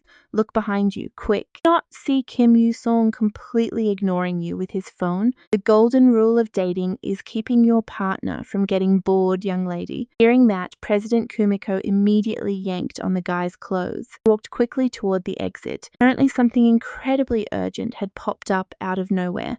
We have to leave right now. On their way out, Kim Yu-song calmly asked if everything was all right, why the big rush, and if he could help. Kumiko assured him it was nothing serious, just that she felt slightly dizzy, suggesting they head quickly to their next stop. Of course, that spot was already planned. It was a traditional clothing shop. Minami had already coordinated everything with the owner, so they just had to follow instructions. Soon after, they arrived at the traditional store. The manager showed them an outfit tailored with exquisite taste. Kim Yu-song figured the exchange student would absolutely love it and asked the president for her opinion. He demanded they bring the absolute best in the store. Money was no object. Hearing this request, the owner did not hold back and pulled out an exclusive outfit costing a crazy 500,000 yen. Right at that moment, Kim Yu-song realized the insane buying power of a wealthy heiress. Though they searched for a long time, they could not find the right one. Ultimately, the choice was split between a yukata and a gorgeous kimono. The guy, both of them looked incredible. So the owner made an excellent suggestion. If it is that hard to choose, why not try them both? Kim Yu-song agreed and encouraged Kumiko to model both outfits. With a warm smile, the owner guided Kumiko toward the dressing room. Attention here, President Kumiko gasped as she discovered the owner was actually Minami in disguise. Turns out Minami is a master of disguise and deception, making it incredibly easy to steal anyone's identity on the spot. And was to have Kumiko try on the clothes to boost her charm level to the max, urging her to hurry up. I promise to make you so gorgeous that he will literally pass out. Outside, Kim Yu-song could hear the noise constantly growing louder. Meanwhile, on his phone, he had already racked up a 9-hit combo. Here is the best part. When Kumiko finally stepped out, she looked so beautiful that she took our breath away. The moment the guy saw her, a soft blush spread across his cheeks, completely catching him off guard. He looked truly gorgeous. By the time Kumiko walked over to him, Kim Yu-song's face was completely red. He shyly looked away, which caused the president to freeze up in surprise for a second. In this outfit, gently broke the silence. Kumiko, you look gorgeous. You are really beautiful today, and that outfit fits you perfectly. That sweet compliment made Kumiko tremble, but she quickly put back on her usual arrogant front. Obviously, I look stunning whenever I actually try. Saying this, she happily ran back inside to try on another outfit, telling him to wait. He told her to take her time. Once the door closed, Kumiko's racing heart refused to calm down. Incredibly nervous, her pulse racing. Without a doubt, this guy knew exactly how to completely disarm her.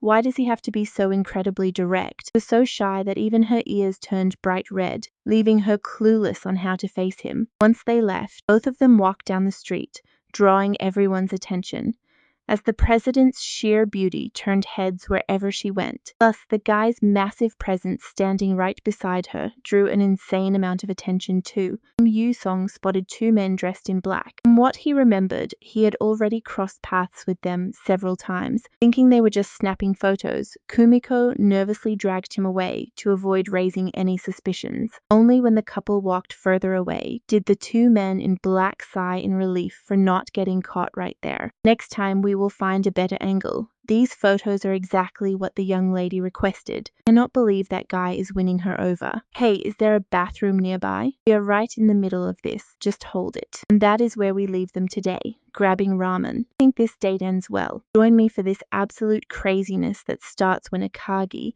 heads to the bathroom with an insufferable stomachache. The pain was so intense it completely bent him double, as if a stampede of horses was trampling his insides. It must have been that ice cream from earlier. Seeing him struggle, Manami told him to run, and Akagi limped straight to the restroom. After unleashing absolute chaos inside the stall, Akagi held onto the door trembling and let out a sigh of relief, feeling like he finally escaped a near-death experience. Looking up, he bumped into Kim Yoon at the sink, staring right at him through the mirror. Vice President, what are you doing here? Akagi pointed a trembling finger at him, unable to believe he got caught just because he had to use the restroom. Hearing footsteps approaching, Kumio turned around. You are back. So the first thing she saw was her two subordinates who were supposed to be completing the mission she gave them. President Kumio, I ran into them by chance and invited them to lunch. You don't mind, right? No, of course not. Incidents. Inside, Kumio panicked. They could not find out. She never imagined her beautiful date would turn into a school lunch. Madam President, that idiot went to the bathroom and got caught. Pay close attention right here, because after faking that casual encounter, the steaming hot bowls of ramen finally arrived. Kim Yu watched Kumio stare blankly at the ramen for a long time without using her chopsticks, wondering if this was her first time. Is this your first time eating ramen? Yes. Usually I have only ever seen it on television. It was obvious that normal. Everyday food was not a regular part of Kumio's usual diet.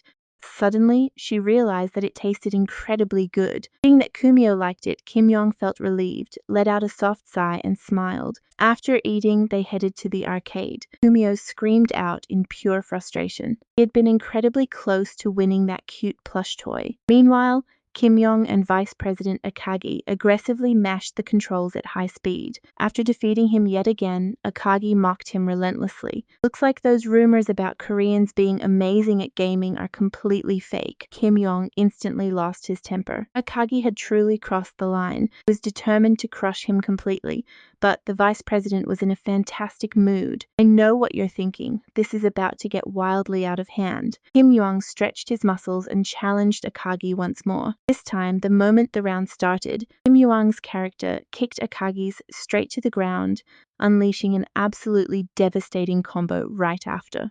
Akagi had no chance to defend himself and got wiped out instantly. Kim Yuang's turn to laugh at him. Keep trying, Vice President. Furious, Akagi fired back instantly. In that case, Kim Yuan, do you dare compete in that? Kim Yuan looked where he pointed and saw the punch strength test machine, which happened to be his absolute specialty. He wondered if Akagi had lost his mind, since it made zero sense to compete in something like that. But Akagi completely ignored his reaction and started to unbutton his shirt. Everyone's absolute shock, he revealed a highly muscular, incredibly ripped and shredded physique. Kim Yong never expected this nerdy-looking guy to have such a body. Do not tell me you are scared. Would be very disappointed in you. That simple phrase completely set off Kim Yong's competitive spirit. Akagi slipped off his glasses and tossed them in style. I thought you were the cowardly type who would run from a challenge. Seeing that Kim Yong accepted, Akagi gave him a formal fist salute and began to warm up. After that, he stepped into the perfect stance to gather his maximum power. The next second, he slammed his fist hard against the machine. The numbers rapidly climbed to 960, setting an absolute new record. Now it is your turn. Don't tell me you got scared. Kim Yu-song scratched his head, slightly worried. He wanted wanted Kumio to stop this, but she also seemed highly curious to see his true strength. Nami stepped in saying, "If the machine breaks, we will pay for it. Give it your best shot." Right then, Kim Yeon was crying silently inside, not want to draw attention, so he wondered how he even ended up like this. Though in reality, breaking the arcade machine was not the main problem here. The real issue was his body, having the over-the-top effect of a muscular comedy character. Felt like one hit would shatter it. You and I are about to watch everything blow up to pieces. This is where the action starts. Kim Yang, completely unfazed, slowly raised his guard to block, threw a direct punch right at the base of the boxing machine. He never expected this. With a single blow, Kim Yong completely bent the metal frame. And of course, the screen showed 0 without the score even moving. The crowd of people behind him glared, totally convinced that he wasn't even trying, but he was actually proud of his masterpiece. He had used just the right amount of force, didn't break completely, and the machine still worked. Suddenly, a loud crash behind him caught his attention. Looking around, he saw the metal stand split completely in two. All he could do was stare in pure resignation. Looks like he still doesn't know how to control his insane strength. Akagi was sweating buckets from terror, but desperately trying to save his pride. He muttered that a draw was the best outcome. He pointed at Kim Yusun, swearing he'd win next time. After all that tension, the whole group went to take some pictures. Pay close attention here, because you and I are about to witness the absolute sweetest moment of the day. Kumiko hesitated. Minami gave her a gentle push from behind. Just like that, they ended up taking tons of group photos. Minami and Akagi were goofing off in the background. Meanwhile, Kim Yuang and Kumiko looked like the sweetest couple ever. Kumiko stared at the photos in her hands with a smile of pure happiness. Minami pointed at one picture and said she and Kim made a gorgeous couple. Hearing that made her blush like crazy. It was honestly so adorable seeing her get this flustered. Kim, you realized this entire day had actually been a secretly planned double date. The final stop was the karaoke bar. Akagi's awful singing voice was so bad it almost made everyone's souls leave their bodies. When Kumiko grabbed the mic, her stunning voice completely purified them. When she finished, Kim Yuan gave her 2 thumbs up. Next, they sang a romantic duet. In that moment, a special spark of love quietly bloomed in the air without any words. Miu walked Kumiko to her car and waved goodbye as she drove off. Meanwhile, Akagi and Minami felt like all their energy from the day had completely drained away. They apologized to Kumiko, explaining they had so much fun they completely lost track of time to go home. Didn't mind at all since she had an amazing time. Confessed it was her first time sharing ice cream with a boy, her very first time shopping with a guy, laughing together and blushing whenever she felt his gaze on her. I know you and I can relate to this. We drift from people, even if we had great times as kids. Even so, I'm grateful you're still by my side. This day will live forever in my happiest memories. Those sweet words touched both bodyguards so deeply that they burst into tears of pure emotion. And when I have another date, you'll help me again. Right. Meanwhile, Ra was heading back inside her house. A man dressed in red turned to look at her with a sigh. "Already know your best friend is coming tomorrow. You've repeated that over 10 times. I want to meet him too." Turns out this man was actually Ra's father. The next day, Kim Yusun arrived right on time. Ra's father was already waiting at the entrance to welcome him. Kim Yuan immediately broke out in a cold sweat. Who could stay calm when their lifelong idol welcomes them in person? "Hello, Master Kishimoto." He truly looked like a comic book protagonist standing right in front of the legendary creator, Kishimoto. Couldn't lower his guard before the legendary god of manga, Kishimoto Musashi. "Come on inside. My wife started cooking at dawn when she heard you were visiting." Being the mother, he realized she was just as beautiful as Ra. Culinary skills were truly out of this world,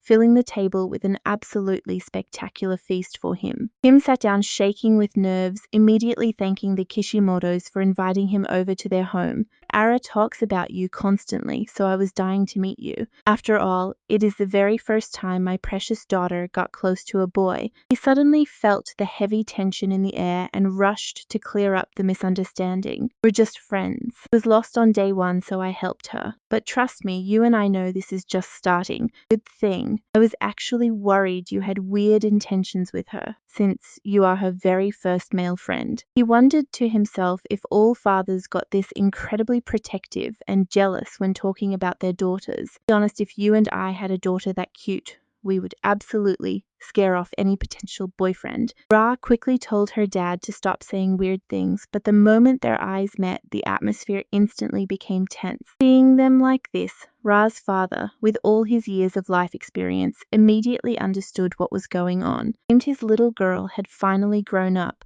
and his precious daughter was ready to leave the nest. He had always thought of Ra as just a little girl. Still remembered when she was tiny, calling him the best dad ever, and promising to stay by his side forever. But she grew up. Ra's mother looked at her overly sentimental husband with a soft smile. Yusong, I heard you are a fan of mine. Would you like to visit my studio after lunch? Yusong's eyes instantly lit up. Really, if it is not a bother. What he did not expect was that after lunch he would see her studio and Kishimoto's actual autograph. After that, Ra brought Yusong up to her bedroom. Looking around, he felt like he had just stepped into a library. Ra looked incredibly proud of her personal space. Then she spun around and walked right out of the room. Wait for me here. I will go grab us some tea and snacks. Do not touch anything without permission, or else. Yusong nodded quickly. Honestly, this was his very first time in a girl's room, and he felt totally out of place. He was about to play a game while waiting for Ra to return, but her mother suddenly walked right in. Yusong, call me Maria from now on. He felt that calling his friend's mom by her first name was incredibly awkward. Then Maria pulled out a photo album from behind her back and said it was filled with Ra's childhood pictures. Immediately after that, she started showing him every single photo in great detail. Here is Ra at age 1 and here she is at 2. Suddenly, Yusong spotted a picture of her at a convention, totally confirmed she was the daughter of a manga artist. And her embarrassing past seemed to be genetic. Look, Yusong, this is my daughter's ultimate embarrassing past. In the picture, Ra was wearing gothic clothes, but Yusong actually thought she looked pretty cool. Mention here, because Ra came back with snacks, terrified that he might have already seen her embarrassing pictures. He just smiled and nodded. Ra immediately grabbed Yusong, swearing that she would never dress like that again. It was just a silly slip-up during her rebellious phase when she was younger. Seeing her like this, Maria giggled and told them to have fun, promising not to interrupt. Angrily, Yusong did not expect Ra to be so bothered by that photo. You will keep my secret, right? He nodded quickly to comfort her, especially since tears were already starting to well up in her eyes. In the end, everyone has a cringe phase, and Yusong went through one too. To cheer her up, he opened his phone. Right then, Ra spotted a photo of Yusong doing cosplay, just like her. Me back then. And how did you get so muscular now? He explained that he used to feel weak, so he started working out hard during his growth spurt. Ra asked if she would have seen him like that 2 years ago, and Yusong counterattacked immediately. Do you not like how I look now? Only teasing, but she answered impulsively. I actually like you a lot just the way you are now. Realizing her slip, she covered her mouth. You can feel that crazy tension, right? Incredibly intimate vibe took over as their hearts raced. Felt like falling in love, but Ra quickly clarified she only saw him as a friend. Yusong also reacted immediately, agreeing that they were indeed just really good friends. Tension in the room was already too much to bear, so Yusong decided to speak first. I really have to thank you. Because of you, I got Kishimoto's autograph. Him not to be so polite. Will always be welcome here. Yusong nodded, promising he would definitely come back again. Finally, they were smiling again. As it got dark, Yusong said goodbye, telling her it was time to head home. You mentioned going on a trip with your family soon. Where are you guys going? Ra instantly smiled and replied that they were going to Hawaii, wished her a safe trip and advised sunscreen. Do not cry because you miss me, and call if anything happens, she laughed, asking how he planned to get there. Yusong immediately imagined himself swimming like a professional athlete across the vast ocean, but in the end he just said he would buy a flight. Will they actually end up together? Come along with me on this amazing journey. Ra walks off smiling, while Kim Yuang promises to see her soon at school. Walks toward the station, and as she watches him leave, her mood suddenly drops. Remembers the day they met, sitting together on that bench, sharing and eating from the same lunchbox. They read manga and cheered for Tojo Karen. On packed trains, he always shielded her tightly. Can never forget how wildly her heart raced the very first time they held hands. Ra silently cheers herself on, telling herself that her own heart cannot lie to her. Next time she will have courage. Meanwhile, it was already the 5th day of Golden Week. Kim Young already bought his manga at the bookstore and wonders if he should eat before leaving. Suddenly he hears fast footsteps behind him. "Move, get out of the way," they shout. He turns around confused, only to see a very elegant girl trying to leap right over his head. The next second, her knee smashes into his face, and he catches a glimpse of something he shouldn't. Pure reflex, he catches her, forcing his mind elsewhere to calm down immediately. Snapping out of it, the girl looks into the distance, where several sketchy men are running right toward them. Because before he can even process anything, the girl grabs his hand and drags him along, ignoring his protest. Realizing where they're heading, he yells, asking where she's going. The dead end. Control grabs her hand and they escape in a completely different direction. They rush off to the very ramen restaurant where he wanted to have lunch. In behind the window, they watch the group pass by. Once they're finally gone, the girl lets out a huge sigh of relief. Kim Young sighs,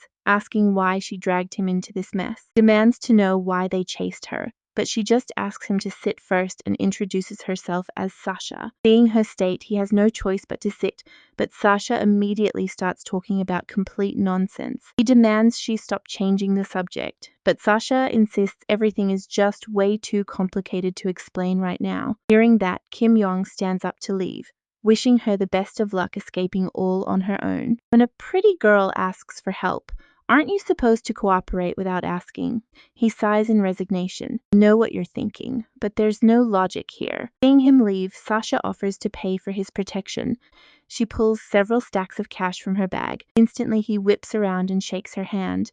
"It's a pleasure doing business with you. With all this cash, I can buy so much more manga." In that moment, Sasha accepts her situation and takes off her hat, revealing her long blue hair. She explains her father is highly influential in Russia, which is why those thugs are trying to kidnap her. Spotting that blue hair, Kim Young instantly recognizes her as a famous Russian heroine who is super popular in this manga. Sasha asks him to protect her only until 7 p.m. because after that she will handle the rest, and asks about fun spots nearby. He never expected a fugitive to be this eager to go sightseeing.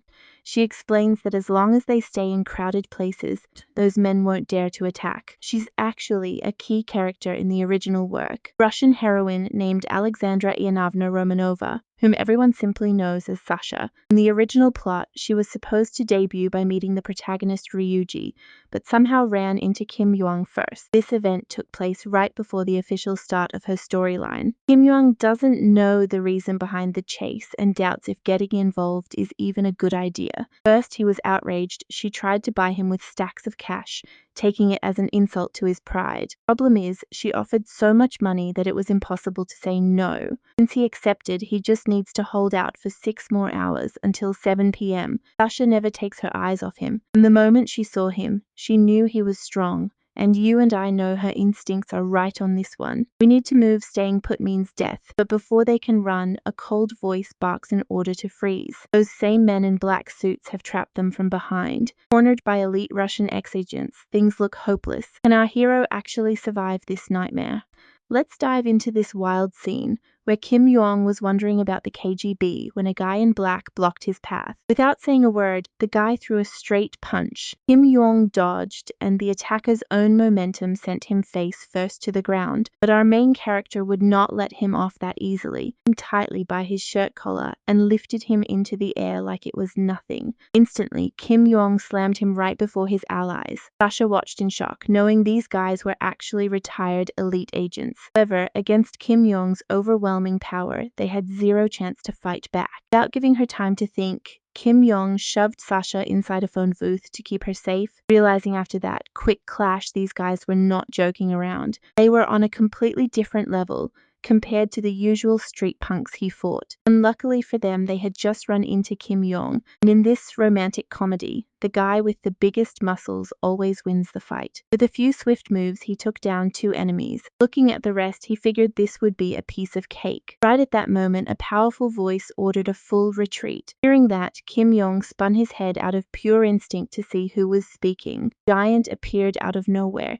and shoulder tackled Kim Young, causing pain he had never felt before. Nobody had ever hurt him like this before. Seeing this new guy arrive, the men in black bowed their heads in deep respect. Boris. Kim Yong had absolutely no idea who this massive giant was, and so he attacked without warning. Impact hurt so badly it forced Kim Yong to drop to one knee. Staring at his rival's massive build, he started doubting himself. Against such a monster, could his romantic comedy muscle advantage even save him? Meanwhile, Sasha remained trapped inside the booth, desperately banging on the glass and screaming with all her might. To her, all hope was lost, since she doubted Kim Yong could beat the terrifying Captain Boris, no matter how strong.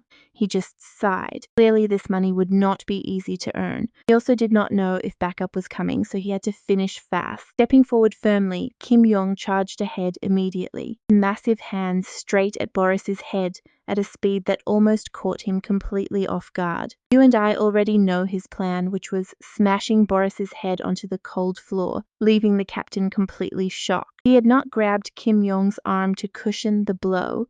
That single move would have knocked him out completely. The main character never expected such lightning-fast reflexes, let alone such an insane level of raw physical strength from his opponent. Boris managed to rip Kim Yong's hand away from his face, pushing him forward until he lost his balance and stumbled. Brutal punch straight to his cheek. Damn, that hurt. This man's combat experience and sheer technique far surpassed anyone he had ever faced before in his life. And looking at how Boris grabbed him, it seemed like he was locking in a tight neck guillotine choke. His suspicion was dead on. Kim Yong tried lifting him with pure brute strength, but the giant refused to let go. Feeling his joint locked up tight, a wild, savage ferocity suddenly awakened deep inside of Kim Yong. Those earlier punches definitely stung, but they had not injured him seriously. This time, to break free, he had to pay a price. Loading with massive force, Kim Yong risked his own shoulder to slam Boris into the ground. Brutal impact forced a loud groan of pain out of Boris. Desperately wanted to stop this madness, but her screams could not pierce the thick glass of the booth. Other agents watched in pure disbelief, having never seen their respected leader in such a pathetic state before. After that hold, Boris was completely knocked out. Kim Yong cursed under his breath because that guy was incredibly annoying. Hurt shoulder would ruin his beloved muscles, meaning he would have to say goodbye to the gym for days. So many hits, the booth door finally opened. Still could not process that Kim Yong actually defeated Boris. At that exact moment, she finally began to understand the true staggering scale of Kim Yong's power. Meanwhile, elsewhere, a mysterious man answered his phone.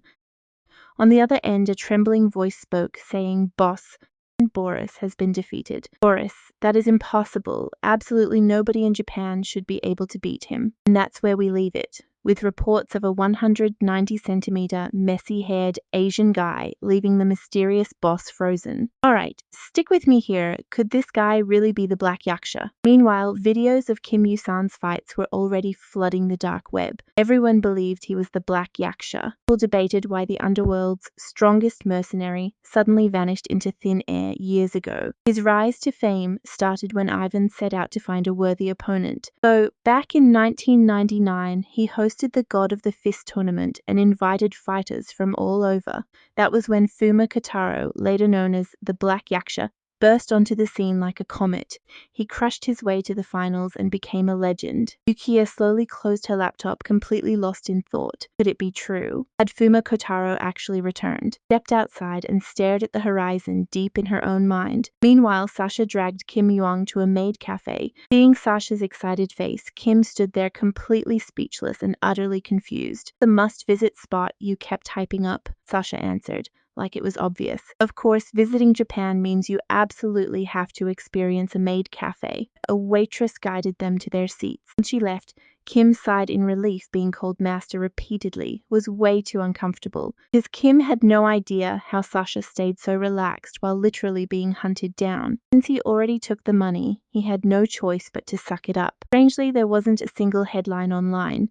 Sasha explained it was probably due to an electromagnetic pulse. When agents from the Double E Company carried out a mission, they first deployed an electromagnetic pulse to disable nearby electronics. Classic Russian signature. "Hello, I am the cafe's star kitty maid." The moment those words left her mouth, Kim turned his head, feeling his entire world crumble. He thought he was used to otaku culture, but this was definitely testing all his limits. Kim was about to dig in when the maid stopped him. Wait a second, meow. Before eating, we must perform a ritual. Now repeat after me, meow. Finishing the chant, she even made a cute heart gesture with her hands. Enjoy your delicious meal, masters. Kim was screaming internally, realizing he was the only one who didn't make a heart. Sasha and the maid immediately called him out for refusing to cooperate. Kim's face flushed bright red with pure embarrassment. This was just way too humiliating for him. No other choice, he forced himself to make the heart. Seeing him comply, the maid bowed and left. After surviving that absolute ordeal,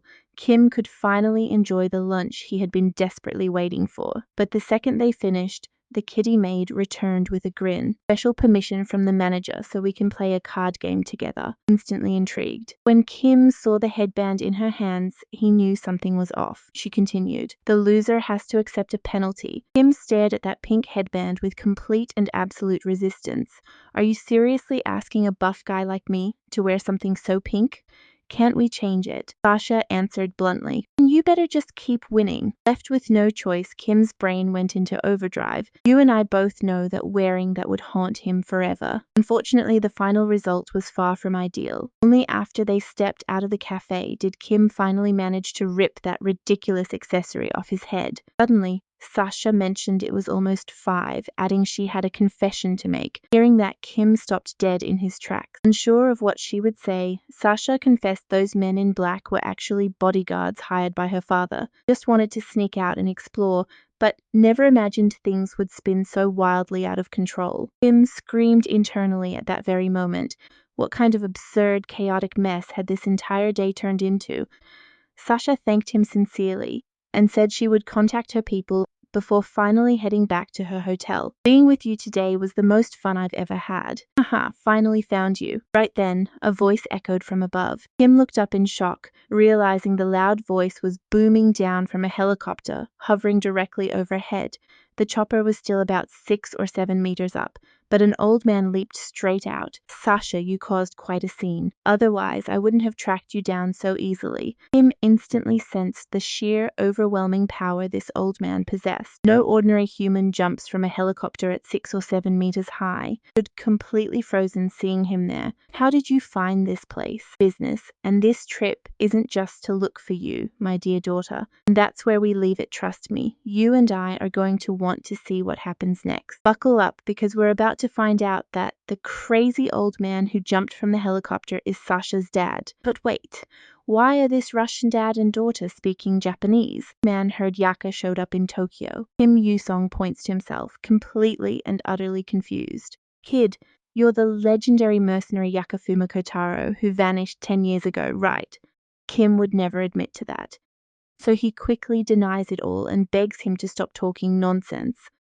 But Sasha's dad completely ignores him, screaming that they're going to settle their 18-year-old duel right now. The man wonders why he looks so young, so Kim sighs, gives his name and asks if he knows Fuma Kotaro. Kim swears he has never heard that name before. The three stand in dead silence until Kim decides to speak first. Since your dad is here, I am heading out. With Sasha's dad staying silent, Kim figures this Fuma Kotaro guy just looked a lot like him. Now watch closely, because a voice behind him asks, how did you manage to defeat Boris? Kim instantly realizes he's talking about the guy he beat earlier, so he asks him to apologize since he thought he was a bad guy and didn't hold back. Right as he finishes speaking, Sasha's dad teleports in front of him, throwing a brutal punch straight at his face. In that split second, Kim senses the insane power of the blow and raises his backpack to block the impact. With a loud boom, his backpack is completely pierced, sending torn paper flying everywhere through the massive hole. Kim snaps instantly, screaming at the old man for ruining the manga he bought just today.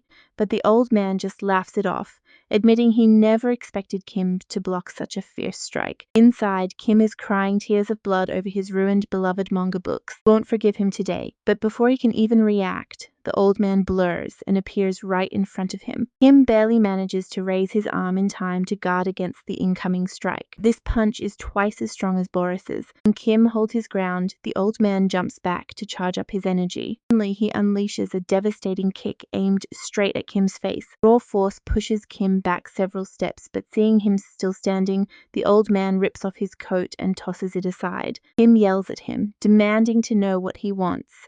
shouting that he's only holding back because of Sasha. Old man won't stop, telling him that he is clearly a once-in-a-generation genius. Defeating my Captain Boris without proper training is impossible, and I have to test your limits myself. Show me all of your potential and prove to me you're that once-in-a-century prodigy. Even though Kim isn't hurt, those heavy blows are no joke. Then the old man orders him to join his squad. You and I both know this is the exact moment he realizes he's not in a rom-com. That cheesy line is straight out of a typical action battle manga. First, everything pointed to this being a completely normal, cute romantic comedy. Since day one in this world, he has done nothing but train hard and fight crazy opponents. He honestly thought he was just the gag character with weirdly overpowered physical strength. Now, the reality is clear. This story has completely transformed into a full-blown shonen series. He didn't read the whole webtoon before reincarnating, but he knew it was still ongoing.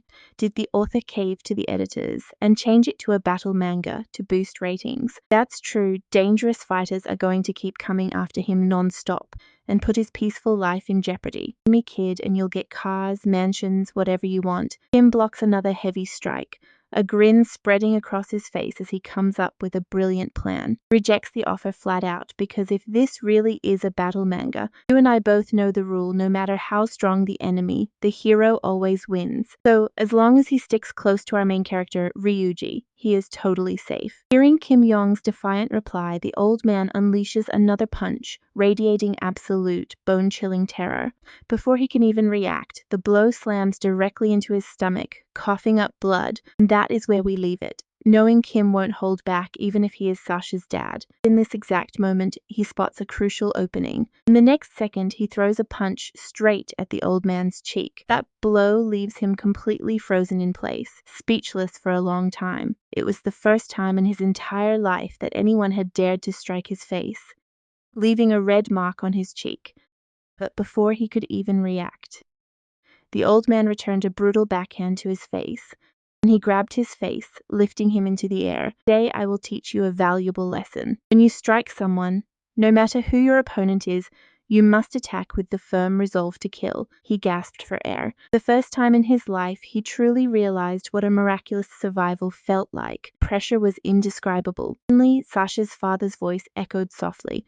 This is secret imperial martial art. Noticing the boy seemed to have recovered a tiny bit of his energy, he raised his fist and struck again. The boy had no strength to defend himself, nor did he understand those words. His eyes could not even track the punches. Sasha tried desperately to step in, but her father had no intention of stopping. Stay out of this, Sasha. This boy is coming with me. Youth wanted with all his soul to take down this hateful old man, but he simply could not do it. Do not want to die, become my subordinate right now. By now, Sasha's father grew more surprised with every blow, confirming the strength of the person who defeated Boris. Meanwhile, he kept cursing the author, and honestly, you and I can totally understand why. How did this story get so wild? Back when he first arrived in this world, he was not used to it. Now he saw this strange place as his true home. Too many people here worth fighting for. Giving up was impossible. In the exact moment Sasha's father got distracted, threw a direct punch at his face. The man easily dodged the attack by tilting his head with absolute ease. That moment, the more he observed the young man,